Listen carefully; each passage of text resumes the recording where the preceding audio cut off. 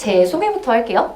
저는 지금 현재 종로 캠퍼스에서 인문, 기본, 그리고 정규 레벨 RC를 담당하고 있는 정수진이라고 합니다. 반갑습니다. 그래서 이상적인 이제 파트별로 문제 푸는 시간은 이렇게 이제 구성이 돼요. 파트 5는 문제당 22초, 파트 6는 문제당 18초, 그리고 파트 7은 문제당 60초, 그러니까 1분.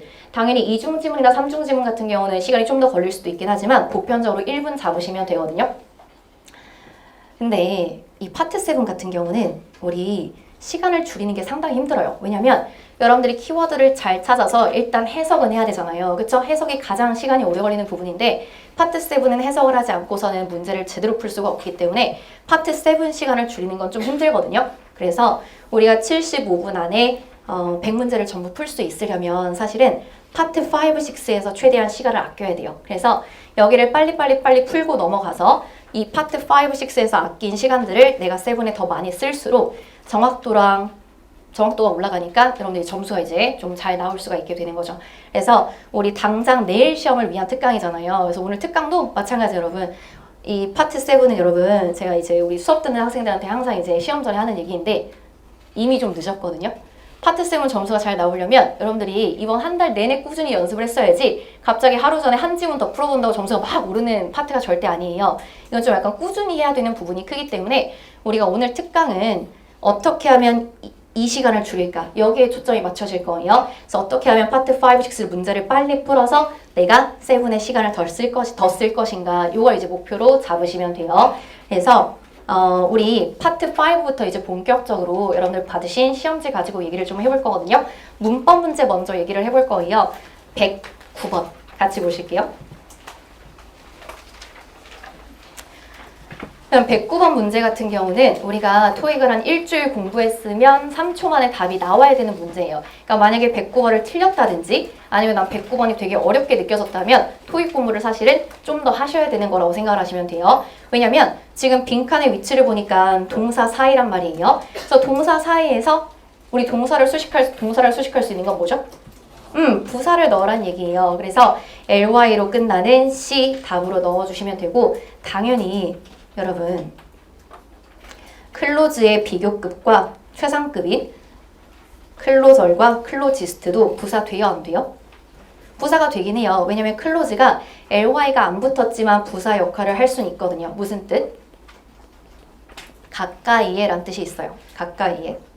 근데 이 클로즈를 우리가 부사로 사용할 때는 시간이나 공간상의 거리가 가까이에 라는 말을 하고 싶을 때 쓰는 거기 때문에 의미상으로도 적절하지 않고 좀 더 중요한 이유는 동사 사이에 동사를 수식하기 위해서 부사를 쓸 때 우리가 비교급이나 최상급을 쓰진 않아요. ER이나 이스트 붙은 형태가 들어가진 않을 거기 때문에 여기서 굳이 고려할 필요가 없었고 ly로 끝나는 C를 바로 골라주셨으면 돼요.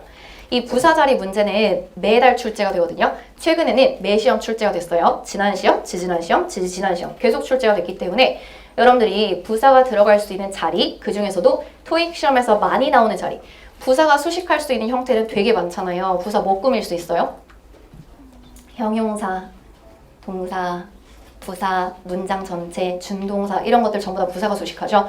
명사 제외 나머지 전부 다 부사가 수식을 하기 때문에 부사가 들어갈 수 있는 자리는 되게 많아질 수밖에 없어요. 근데 그 중에서 이제 토익 시험에서 자주 나오는 자리 정도는 내가 외울 필요가 있다는 얘기죠. 그래서 여기에 이제 최근에 계속 번갈아 가면서 나왔던 부사 자리들이에요.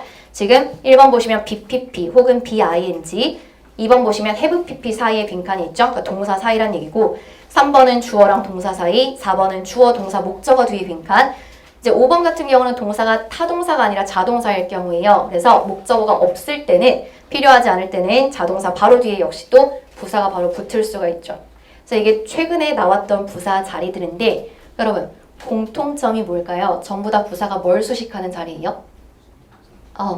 전부 다 동사 수식하는 자리 여기. 그러니까 부사가 수식할 수 있는 형태는 다양한 게 맞아요. 형용사도 수식할 수 있고 부사도 수식할 수 있고 문장 전체를 수식할 수도 있고 근데 토익 시험에서 그 중에서도 가장 자주 내는 건 동사 수식 자리란 얘기예요. 그래서 저랑 이제 수업을 같이 들으셨던 분들은 이 부사 자리 외웠을 거예요. 제가 자다 일어나서도 나올 정도로 외우라고 했었거든요. 그걸 해볼까 하는데 동부동, 주부동? 이거 기억나요, 여러분? 수업 들으신 분들? 같이 하라 그러면 절대 안 하겠죠. 그쵸? 그래가지고 일단은 제가 먼저 할게요, 여러분. 동사 사이니까 동부동. 주어랑 동사 사이니까 주부동. 그 다음에 주어, 동사, 목적어 뒤니까 주동, 목부. 자동사 고려해서 주동부. 이렇게 한 번씩 읽어볼게요. 넘어갈게요. 110번이에요. 그럼 110번도 사실은 전형적인 토익 시험 문제죠. 그쵸? 출제율 100%예요. 인칭대명사는 매 시험 토익 시험에서 최소 한 문제. 두 문제 나올 때도 있어요. 근데 이제 최소 한 문제는 반드시 출제가 돼요.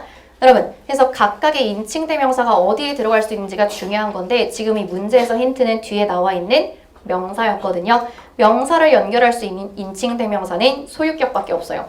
인칭대명사를 통틀어서 뒤에 명사 연결할 수 있는 건 소유격이 유일하기 때문에 빈칸 뒤에 명사가 연결되어 있다면 당연히 소유격을 답으로 골라야 되는 거예요. 그리고 토익 시험에서 가장 자주 나오는 인칭대명사도 바로 이 소유격이에요. 인칭대명사 매 시험 한 문제 나와요. 그때 가장 자주 나오는 거 소유격. 그래서 자리가 좀 중요하긴 한데 우리가 바로 지난 시험, 지지난 시험, 그리고 지지지난 시험에서 계속 소유격이 답으로 출제가 됐단 말이에요. 그러니까 한 달에 한 문제는 꼭 소유격이거든요.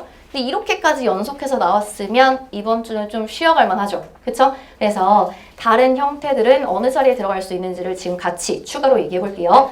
예, 목적격이니까 어느 자리에 들어가요? 목적어 자리. 목적어 자리는 동사의 목적어, 전치사의 목적어. 이렇게 두 자리 기억할 수 있어야 되고 예, 주격이에요. 어느 자리에 들어가요? 주어 자리. 얘는 뭐예요? 소유대명사. 소유대명사는 소유격 플러스 명사 합쳐놓은 형태죠. 어느 자리 들어갈 수 있어요? 주어, 목적어, 보어 자리. 그쵸? 소유대명사는 명사가 들어가는 그 모든 자리에 들어갈 수가 있거든요. 주어, 목적어, 보어 자리 기억하시고 이 문제는 우리한테 너무 쉬웠잖아요. 그쵸? 그러니까 살짝 대명사 문제가 살짝 어렵게 나오면 어떻게 나올 수 있는지를 우리가 추가로 볼게요. 이거 한번 풀어볼까요?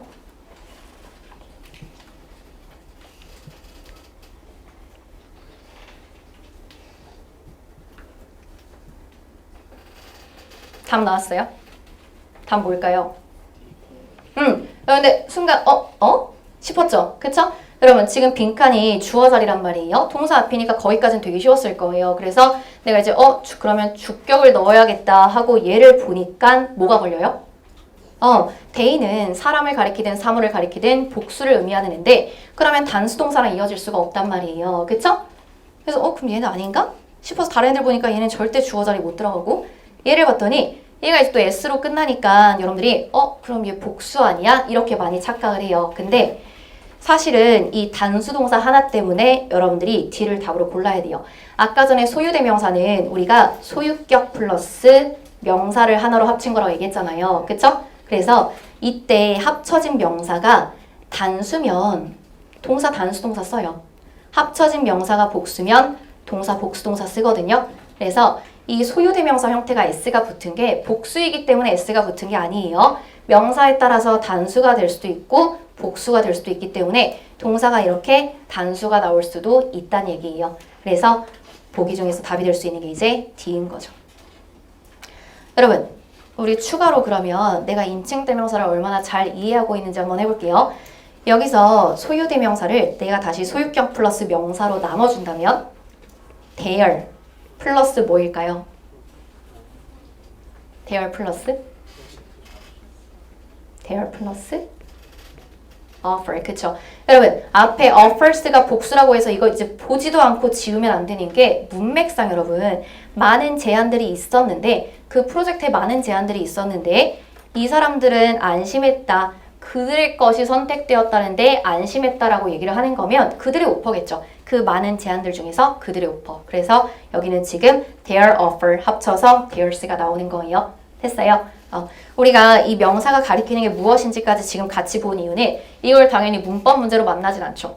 다음 중 합쳐진 명사는 무엇일까? 이런 걸 묻진 않잖아요. 근데 여러분들이 인칭대명사가 가리키는 것이 무엇인지를 정확하게 판단해야 파트 7 해석이 돼요. 파트 7에서 인칭대명사를 제대로 판단하지 못해서 여러분들이 잘못 이해하는 경우가 상당히 많거든요. 그래서 인칭대명사 문법 문제 자체는 사실 이렇게까지 어렵게 나오는 문제는 많지 않아요. 보통은 여러분들 아까 풀어본 문제 이 수준이란 말이에요. 그래서 문법 문제는 상당히 쉽게 나오지만 여러분들 어차피 파트 7은 해석을 잘 하셔야 되니까 해석 대비해서 인칭 대명사 개념 정리 잘 해두시는 게 좋아요. 아셨죠? 넘어갈게요. 113번 보실 거예요. 그럼 113번도 우리 그냥 보자마자 여기가 무슨 자리인지는 알 수 있었어야 돼요. 앞에 관사가 있고 뒤에 명사가 있으면 가운데 뭘 써야 돼요? 형용사. 토익 시험에서 가장 자주 나오는 형용사 자리 중에 하나죠. 관형명, 소형명 요 자리. 그러니까 보기 중에서 형용사 아닌 거 지우면 A랑 B가 남고 A랑 B는 이제 둘 다 일반 형용사기 때문에 해석상 이제 캠페인이니까 홍보가 낫겠다 해서 A를 답으로 고를 수 있었던 문제거든요. 근데 이런 식으로 이제 문제가 나오면 사실은 오히려 쉬워요. 일반 형용사 그냥 2개 해석하면 되네 하고서 이제 해석상 자연스러운 거 여러분 잘 고르시거든요. 형용사 문제도 여러분 매 시험 출제가 돼요. 매 시험 형용사 문제가 99%예요, 여러분. 정말 어쩌다 간혹 가다가 이상하게 안 나올 때가 있긴 한데 대부분은 출제가 되거든요. 그때 이제 여러분들이 어렵게 느끼는 문제 유형은 이건 거예요. 일반 형용사랑 분사랑 같이 있을 때. 이제 일반 형용사랑 ing가 2개만 나올 수도 있고 일반 형용사랑 pp 이렇게 2개만 나올 수도 있고 아니면 이제 최악은 다 같이 나오는 거죠. 그쵸? 그러면 이제 물론 지금 이 문장 같은 경우는 여러분들이 수거를 많이 외우셨으면 be supportive of인데 하고 이제 바로 A를 답으로 고르실 수 있지만 우리가 수거를 완벽하게 다 알고 가는 건 아니잖아요. 그쵸? 그러면 딱 봤을 때 이 형태가 생각이 나지 않을 수도 있단 말이에요. 그러면 문제 어떻게 풀어야 될까요? A랑 B랑 C를 내가 어떻게 구분해야 될까요? 해석하겠죠. 그쵸? ing 형태랑 ed 형태 분사 공부했잖아요. 그쵸? 그러니까 이런 형태가 의미상 가능한가? 뉘앙스상 가능한가? 이렇게 여러분들이 해석상 푸실 수는 있어요. 근데 우리가 해석할 만큼의 시간이 남아 돌아요? 그게 아니잖아요. 그쵸? 우리 오늘 목표 뭐예요? 파트 5, 6 최대한 빨리 풀어서 7에 투자하자. 이게 목표잖아요. 그쵸? 그래서 당연히 해석상 여러분들이 뉘앙스를 파악해서 A가 괜찮은 것 같다라고 판단할 수도 있긴 하지만 좀 더 문제를 빨리 풀 수 있는 방법은 형용사 자리가 빈칸으로 출제가 됐을 때 우선순위를 먼저 고려하는 거예요. 형용사 자리 우선순위는 무조건 일반 형용사예요. 그럼 분사는 원래부터 형용사가 아니었단 말이에요. 동사를 변형시켜서 만든 형용사예요. 일반 형용사가 의미를 제대로 전달하지 못하니까 굳이 동사를 변형시켜서 형용사처럼 쓰는 거거든요. 그 말은 일반 형용사가 제대로 의미를 전달할 수 있으면 굳이 분사를 쓸 필요가 없다는 얘기예요. 그래서 형용사 자리가 빈칸일 때 일반 형용사가 아예 없으면 뭐 그건 다른 문제예요. 근데 일반 형용사가 있으면 무조건 일반 형용사 우선순위예요. 판단이 안 된다? 그럼 그냥 일반 형용사 찍어야 돼요. 아셨죠? 근데 일반 형용사를 내가 넣어봤을 때 이게 도저히 문법적으로 말이 안 되거나 아니면 해석상의 오류가 있는 것 같다. 좀 이상한 것 같다라는 판단이 되면 그 다음에 생각해 보는 게 분사예요. 아셨죠? 이때 분사 중에서도 ing 형태 있죠? 지금까지 나왔던 토익 시험 형용사 문제들 통계상 일반 형용사랑 ing 이 2개가 붙잖아요. 그러면 보통은 일반 형용사가 답이에요. 일반 형용사가 답일 확률이 80% 이상이에요. 그러니까 그냥 사실은 일반 형용사 그냥 답으로 골라도 돼요. 시간이 없으면 ing 아니겠지? 하고 골라도 된다는 얘기예요. pp 형태는 ing에 비해서 답일 확률이 좀 높아지긴 해요. 이제 일반 형용사랑 pp 형태는 거의 이제 지금까지 반반 비율로 답이 출제가 됐거든요. 근데 그래도 일반 형용사가 좀 더 답으로 좀 더 많이 나오는 거니까 일단 여러분들이 문제를 푸실 때는 얘 우선. 얘가 정 안 되겠다 싶으면 다른 거예요. 아셨죠? 형용사 자리, 빈출 자리 2자리 어디였어요? 관형명, 소형명. 이 자리 빈칸으로 나왔을 때 우선순위 뭐다? 일반 형용사. 안 되면 분사예요. 자, 넘어갈게요. 118번. 118번은 뒤에 있는 전치사구를 수식할 수 있는 부사 고르란 얘기거든요. 서치 같은 경우는 부사 역할을 아예 못해요. 그렇기 때문에 얘는 좀 쉽게 지울 수 있었을 텐데 나머지 애들이 전부 다 부사가 되죠. 그쵸? 그래서 이걸 이제 해석상 푸는 건가? 라고 이제 생각을 해보셨을 수가 있는데 사실은 이 뒤에 있는 전치사구가 또 힌트인 거예요. 우리 well 있죠? 얘 뜻이 뭐예요? 잘, 그쵸? 보통 우리가 잘이라는 뜻으로 많이 써요. 근데 이 well이 전치사구랑 연결이 되면서 전치사구를 수식할 때는 훨씬이라는 의미를 가져요. 그래서 역시 토익 시험에서 출제가 된 적이 있기 때문에 여러분들 문제로 풀어보신 거고 지금까지 여러분들이 봤었을 만한 토익 시험 where를 사용한 전치사구를 수식하는 표현들은 이런 식이에요. well in advance. in advance는 우리 많이 아실 거예요. 미리, 앞서 이런 뜻이죠. 여기다 well 붙이면 훨씬 앞서, 훨씬 미리 이런 뜻이고 well below average 마찬가지 전치사구를 수식하는 거예요. 훨씬 평균 아래. 그리고 well over 20 minutes 하면 20분 훨씬 넘어서 이런 식으로 전치사구랑 짝꿍으로 부사 well이 훨씬이라는 의미로 많이 들어가요. 그래서 이 표현을 내가 잘 알고 있었으면 사실은 어렵지 않게 답을 C로 고를 수 있었던 문제죠. 그쵸? 네, 당연히 좀 어려운 구조였거든요. 그래서 우리 이제 인문 기본 중급반 학생들 틀렸어도 돼요. 이제 정규 실전 정도 올라가셨을 때 맞으시면 되는 거. 지금은 그냥 well이 잘이라는 의미뿐만 아니라 훨씬이라는 의미도 있구나. 이 정도만 기억하셔도 충분해요. 잘만 되는 게 아니라 훨씬도 된다. 됐어요? 정규 실전 당연히 맞았어야 되고 인문 기본 중급은 틀렸어도 된다는 얘기예요.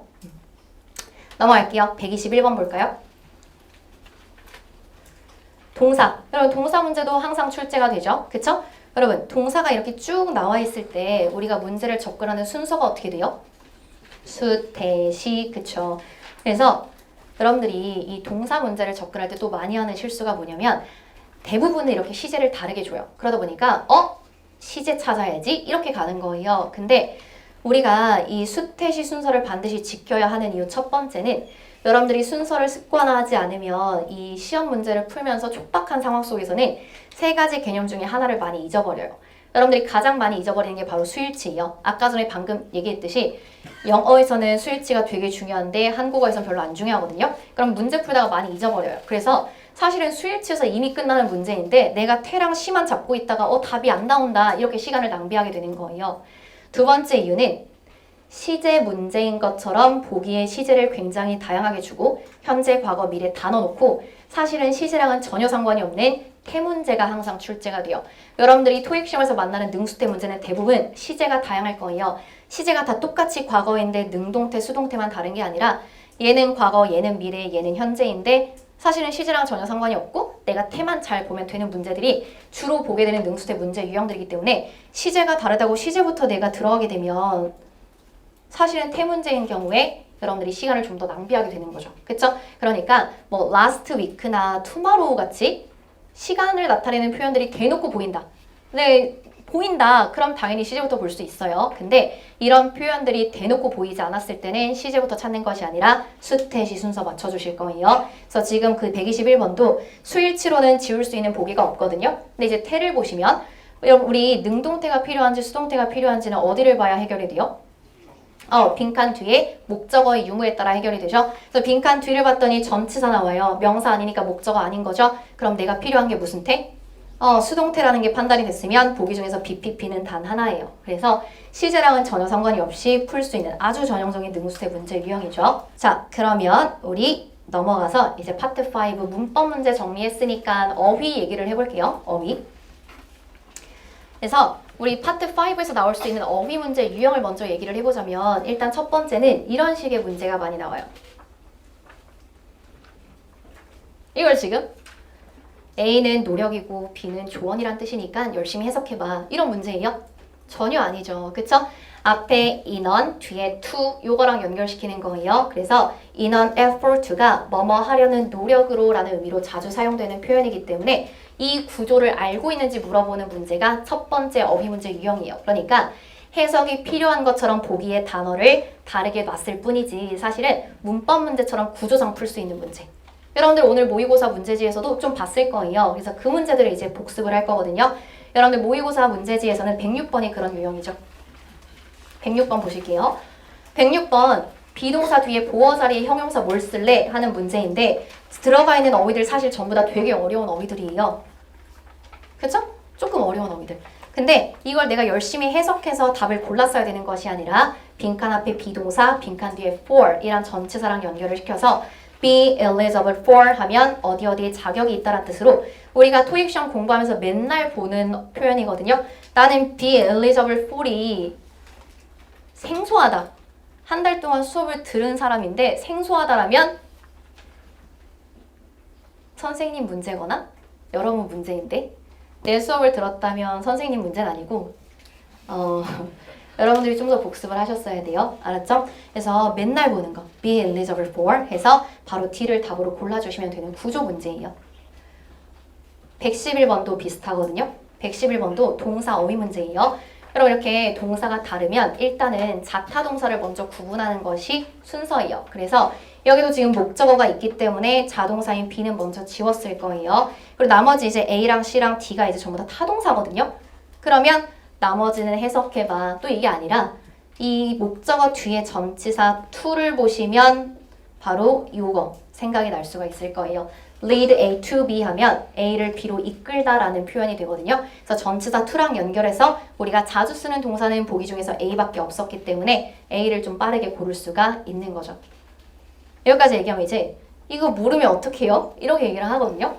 모르면 뭐 해석해야죠. 그쵸? 근데 해석을 하면 시간이 그만큼 오래 걸리니까 우리가 수업을 열심히 듣는 거예요. 토익 시험에서 많이 나오는 표현들에 익숙해질 수 있도록. 알았죠? 그래서 역시 리드 A to B를 나 오늘 처음 듣는다. 그러면 내 수업을 들었던 분들은 내 잘못은 아니고 여러분들 복습하셔야 돼요. 알았죠? 근데 여러분 당연히 이제 농담한 거고 처음 들어서 그게 기억에 남을 확률은 30% 미만이에요, 여러분. 알았죠? 단어든 문법적인 개념이든 우리가 처음 들었을 때 그걸 완벽하게 기억할 수 있으면 천재죠. 그쵸? 이미 여기 있을 이유가 없는 사람들이에요. 그래서 한 번 들었을 때 기억이 안 난다고 너무 자책하지 마시고 여러분들 탓이라고 하는 농담이 여러분. 너무 자책하지 마시고 아 내가 이 부분 복습하면 되겠다. 다시 봐야겠다. 라고 생각하시면 돼요. 아셨죠? 자 넘어갈게요. 두 번째 문제 유형은 짝꿍 찾기 문제. 여기 마찬가지예요. 형용사 어휘 문제죠. 그쵸? 그럼 여기 보시면 그러면 연속적이니 괜찮은지 내구성이 있느니 괜찮은지를 내가 처음부터 해석해서 판단해라 하는 문제가 아니라 우리 문장에 형용사 왜 써요? 명사 꾸며주려고. 형용사의 유일한 역할은 명사 수식이에요. 그러니까 many customers부터 내가 볼 필요가 없다는 얘기예요. 얘가 꾸며줄 명사를 찾아서 그 명사랑 자연스러운 형용사를 답으로 바로 고르면 돼요. 그러면 지금 이 문제에서는 꾸며줄 명사가 뭐겠어요? 그냥 딱 봐도 얘네요. 그쵸? 그러면 materials는 재료란 뜻인데 연속적인 재료라고 우리가 얘기를 많이 하겠어요? 내구성이 있는 재료라고 많이 얘기를 하겠어요? 내구성이 있는 재료. 그러니까 B 바로 고르시는 거죠. 이런 문제 유형은 여러분들 오늘 모의고사 시험지에서 114번이 해당이 되거든요. 그럼 114번도 부사 어휘 문제죠. 이걸 내가 또 열심히 해석하는 것이 아니라 빈칸 뒤에 잠깐 보시면 여러분 캔락 보이세요? 부정적인 뉘앙스잖아요. 그러면 보기에서 부정적인 부사 먼저 찾아보는 거예요. 그게 뭐예요? B. 그래서 B를 무조건 답으로 고르는 얘기가 아니에요. 시간이 없으면 B를 찍을 수밖에 없지만 시간이 좀 여유가 있으면 B를 먼저 넣어보란 얘기죠. 우선 고려하란 얘기예요. 그래서 B를 넣어봤을 때 여기도 지금 의미상 괜찮죠? 그러니까 바로 이제 지나갈 수 있으니까 시간을 단축할 수 있는 거. 파트 6 넘어갈게요. 여러분 파트 6 같은 경우는 여러분들이 다른 걸 크게 어려워하진 않아요. 여러분들이 어려워하는 포인트는 두 가지. 문장 삽입이랑 시제. 그래서 우리 오늘 특강 시간에는 이 두 개만 얘기를 좀 해볼 거예요. 일단 문장 삽입 문제 푸는 법. 당연히 이론적으로는 앞문장 해석 잘하고 뒷문장 해석 잘해서 문맥을 잘 파악한 다음에 보기에서 적절한 문장을 해석상 잘 찾는 거죠. 그쵸? 근데 이제 우리가 지금 이 만 하루도 안 남은 시점에서 여러분 해석 능력을 막 키울 순 없잖아요. 그쵸? 이미 아까 얘기했듯이 여러분 이미 좀 늦었어요. 우리가 9월 시험을 위해서는 해석 능력을 충분히 이제 기를 수 있지만 내일 시험을 위해서는 그게 좀 비효율적이란 말이에요. 그래서 응급처치는 문장 삽입 문제의 키는 대명사나 연결어에 달려있거든요. 대명사 he, she, they, this 이런 애들 있죠? 얘네들이 들어가 있는 보기는 보통 답일 확률이 굉장히 높아요. 그래서 아예 안 들어가 있으면 모르겠는데 들어가 있는 보기가 있다면 걔를 우선 고려하는 게 좋아요. 특히나 얘 같은 경우는 디스 있죠? 시간이 없다. 그럼 그냥 디스 찍으면 돼요. 이건 시간이 없을 경우예요. 알았죠? 시간이 있는데 해석하지 말란 얘기는 절대 아니에요. 어디까지나 찍을 때는 우리가 확률에 거는 거잖아요. 그러니까 정 어쩔 수 없을 때 디스가 나오면 그냥 디스 답으로 고르라는 얘기예요. 그만큼 정답으로 출제가 많이 돼요. 그 다음에 연결어.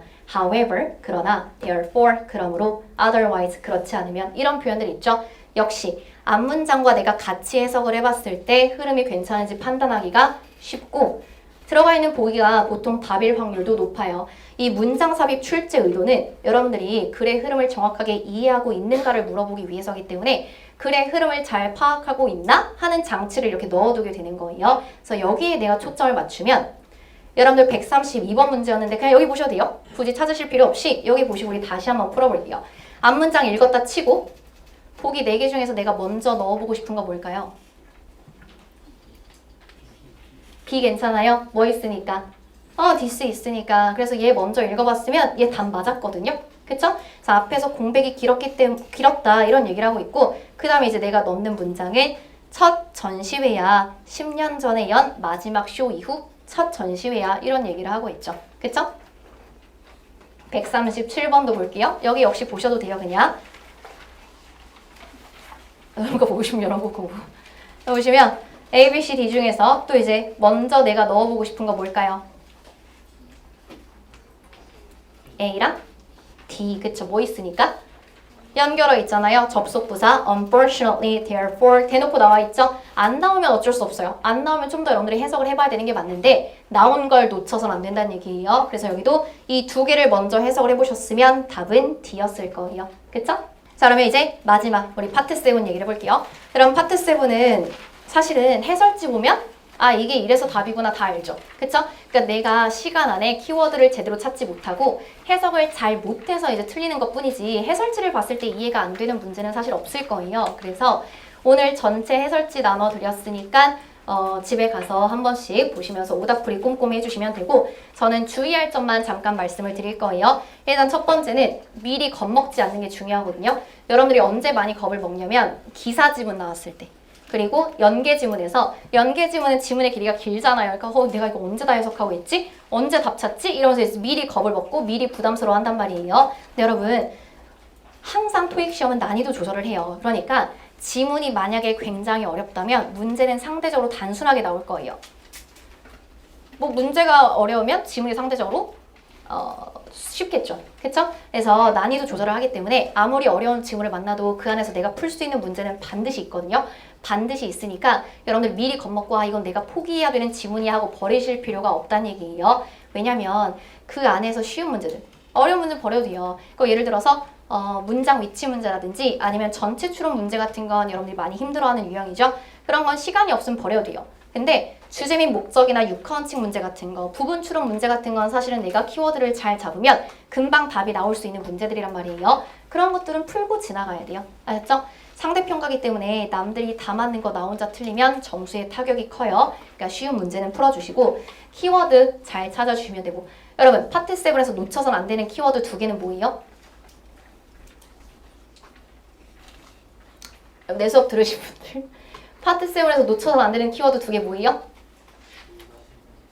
고유명사 그리고 숫자, 그쵸? 고유명사는 사람 이름 그리고 장소 이름 이런 것들이 질문과 연결되어 있는 고유명사인 경우가 많고 이제 숫자 같은 경우는 날짜, 돈, 시간 이런 개념들이 있죠. 날짜, 돈, 시간 이런 개념들이 이제 자주 질문이랑 연결이 되어 있으니까 다른 건 몰라도 이 2가지 개념들은 놓쳐서는 안 되고 그다음에 이제 내가 조금 모험을 하고 싶다면 여러분 문제 풀 때 파트 7은 연계 지문부터 푸는 것이 도움이 될 수가 있어요. 왜냐면 우리 연계 지문이 어려운 이유는 당연히 뭐 해석하기가 힘들고 단어가 어렵고 뭐 이런 다양한 이유들이 있지만 그 중에서 이제 무시할 수 없는 이유는 연계 지문은 보통 우리가 시험 끝부분에 풀잖아요. 그러니까 이미 여러분들의 집중력이 최악인 상황이에요. 그래서 더 어렵게 체감상 느끼는 것도 있거든요.